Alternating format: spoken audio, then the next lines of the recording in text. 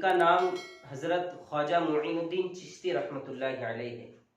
یہ افغانستان کے ایک گاؤں سجستان میں پیدا ہوئے اور ان کی ولادت سن 537 ہجری میں ہوئی۔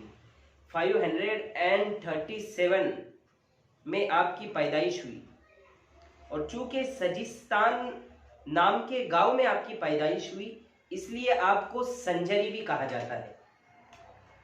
اور آپ جن سے بیعت تھے، یعنی آپ نے اپنا ہاتھ جن کے سپرد کیا تھا اصلاح کے لیے کہ میری اصلاح ہو جائے، ان کا نام حضرت عثمان ہارونی رحمۃ اللہ علیہ تھا۔ تو جب انہوں نے اپنے آپ کو کسی کے سپرد کیا تو یہ اتنے بڑے اللہ والے بنے ہیں، تو پھر انہوں نے ان کو خلافت دی۔ خلافت کا مطلب یہ ہوتا ہے کہ جب انہوں نے دیکھا کہ ان کی اچھی اصلاح ہو گئی، یہ خوب نیک بن گئے، تو اب انہوں نے ان کو خلافت دے دی کہ آپ بھی اسی طرح سے لوگوں کو نیک بناتے چلنا، آپ بھی تمام لوگوں کی زندگیوں کا رخ اللہ تعالیٰ کی طرف کرتے چلنا۔ پھر اس کے بعد آپ ہندوستان تشریف لائے۔ اس وقت ہندوستان کی ایسی حالت تھی کہ بالکل لوگ اللہ تعالیٰ کو چھوڑ کر جی رہے تھے، اور آقا مدنی صلی اللہ علیہ وسلم کی سنتوں کو چھوڑ کر جی رہے تھے۔ ایسے وقت میں وہ ہندوستان تشریف لائے اور آپ کو دیکھ کر کئی ہزار لوگ دین اسلام کو قبول کرنے لگے۔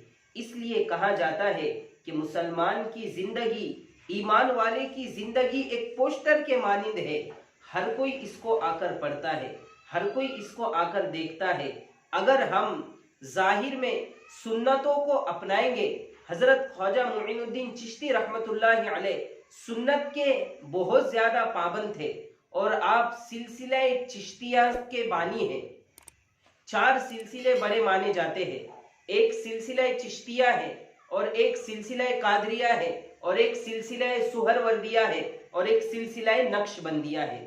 یہ 4 بڑے بڑے سلاسل مانے جاتے، سلسلے مانے جاتے ہیں۔ تو آپ سلسلہ چشتیہ کے بانی ہیں۔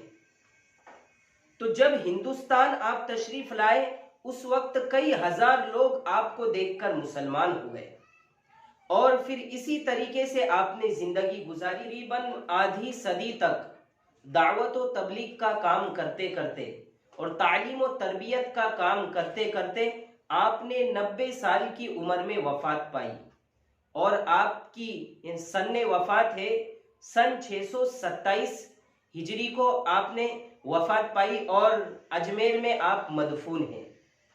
تو یہ اللہ والے ہوتے ہیں جو اپنی زندگی اللہ تعالیٰ کے احکام کے مطابق گزارتے ہیں، سنتوں کے مطابق گزارتے ہیں، تو پھر اللہ تبارک و تعالیٰ ان میں ایسی طاقت عطا فرما دیتے ہیں کہ لوگ ان کو دیکھ کر اسلام قبول کرنے لگ جاتے ہیں۔